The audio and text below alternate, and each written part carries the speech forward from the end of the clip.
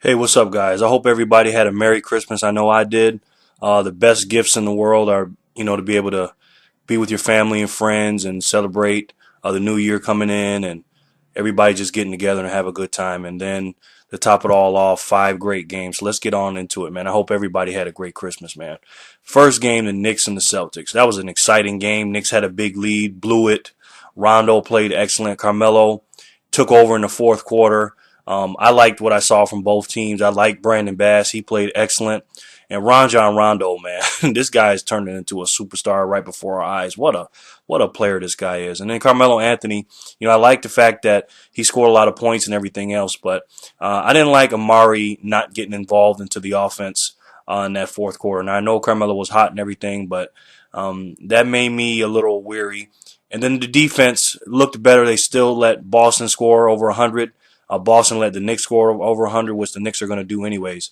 But Tyson Chandler looked good. Tony Douglas played well, even though he took too many shots to me. He actually took more shots than the superstars. But I didn't like that little skirmish with Kevin Garnett and Bill Walker. That was kind of silly. So I hope Garnett doesn't get fined or suspended for that. But we'll see. But overall, exciting game, man. I really enjoyed that.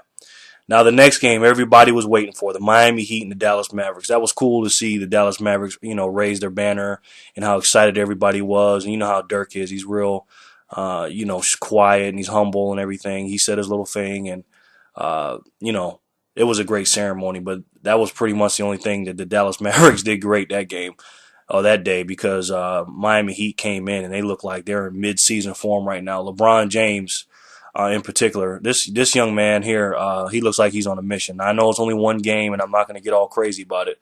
But that's why I always say LeBron James is the greatest player that we have in our league today. I mean, this guy showed it all last night. He showed the entire repertoire, and he let people know that, hey, I'm here. And he looked like the old LeBron James from the Cleveland Cavaliers with the fun spirit and everything else. He was actually down low, working on his post moves. I like his little mid-range post, high post, low post shots he was making.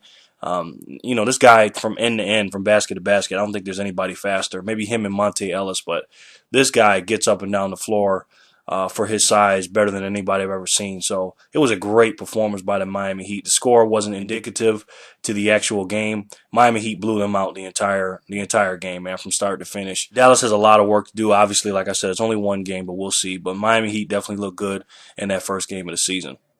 Let's talk about the LA Lakers versus Chicago. What an exciting game, man. Wow. Kobe Bryant, I know he had a lot of turnovers and things like that. That wrist definitely bothered him after he hit that turnaround shot or that spin shot he made on the baseline. But Derrick Rose, he looks, oh my goodness, man. He improves on every weakness that he has. And young fellas out there that are ball players, whatever weakness you have, make it a strength. And that's what Derrick Rose has done his entire career. They said he couldn't shoot, now he can shoot. They said he couldn't shoot threes, now he can shoot threes. This guy was pulling up from the 3-point line like they were free throws or something, man. And he looked real good. I got to give the Lakers a lot of credit. They basically won the game and gave it away to Chicago, even though Chicago got the good steal and played good defense and everything else.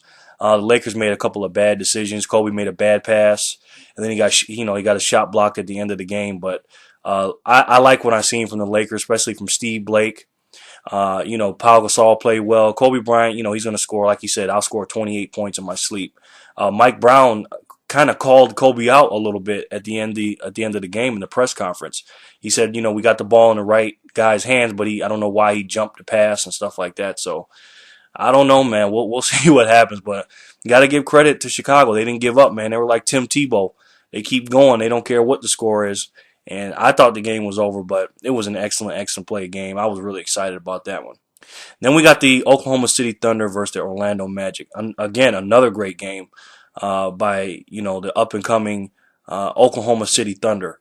I really like this team. This team is definitely a favorite to come out the West. This is how you build a franchise, folks.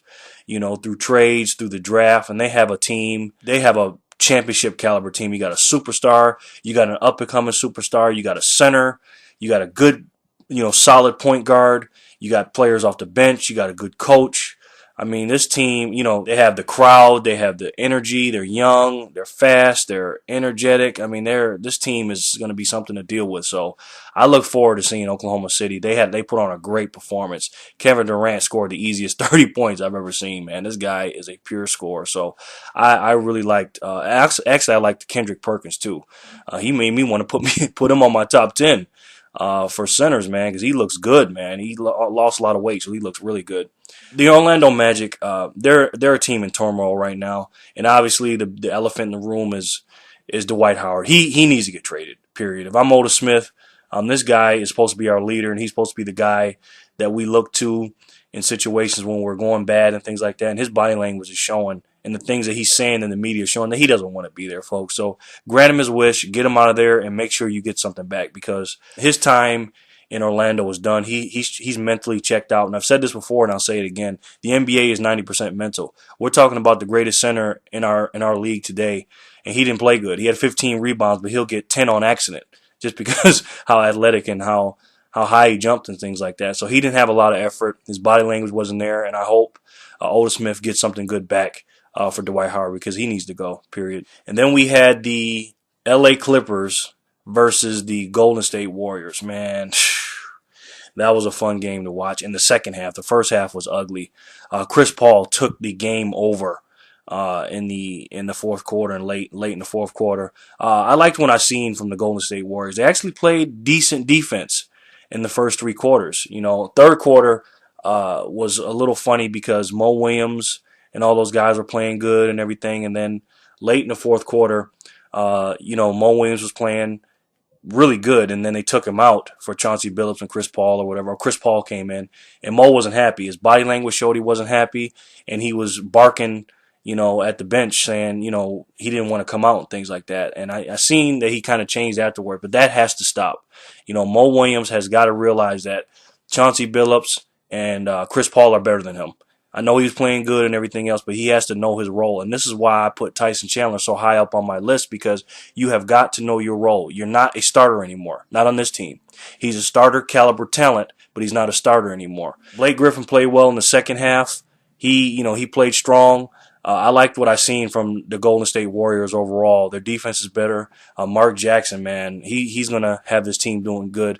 He's saying that they're going to make the playoffs. I don't know, but we'll see. That's yet to be determined. But that was definitely a fun game to watch, man. Chris Paul took that game over.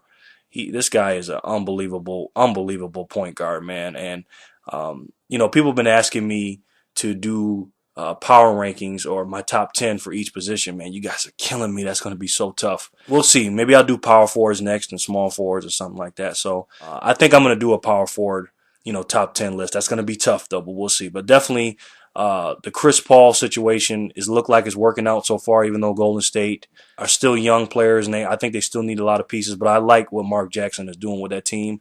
I like what he's saying to them. I'm definitely looking forward to seeing with the Golden State Warriors, the LA Clippers, and all the other teams in the NBA. I'm looking forward to see how they do this season. All right, guys, let me know what you guys thought about the Christmas games and how your Christmas was and what your favorite present was and what your favorite moments of the games are and everything else. And if there's anything else that you guys want me to talk about, let me know in the comment section. If there's power rankings you want me to do, let me know that too. If there's anything else, let me know. Okay? Thanks, guys.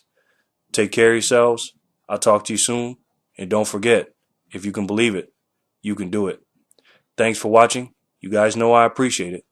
And remember, folks, always treat people how you want to be treated, and everything will be okay. This is NBA Jerry, and I'll talk to you soon. Merry Christmas, guys. Peace.